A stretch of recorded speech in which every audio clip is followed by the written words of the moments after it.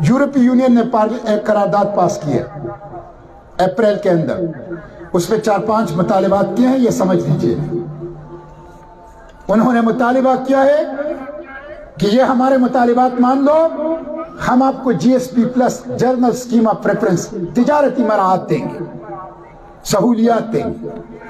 ایک مطالبہ انہوں نے یہ کیا ہے کہ پاکستان سے پھانسی کی سزا ختم کرو۔ دوسرا مطالبہ یہ کیا ہے کہ 295 بی اور سی جو ناموس رسالت کے تحفظ کا قانون ہے اس کو ختم کرو۔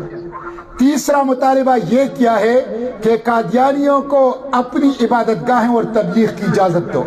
چوتھا مطالبہ انہوں نے یہ کیا ہے کہ جبری تبدیلی مذہب، کوئی جبری تبدیلی مذہب نہیں ہو رہی، لوگ خود اسلام قبول کرتے ہیں، اسلام کے اندر قوت ہے، طاقت ہے، مقناطیسیت ہے، کشش ہے، کہتے ہیں اس کو روکو۔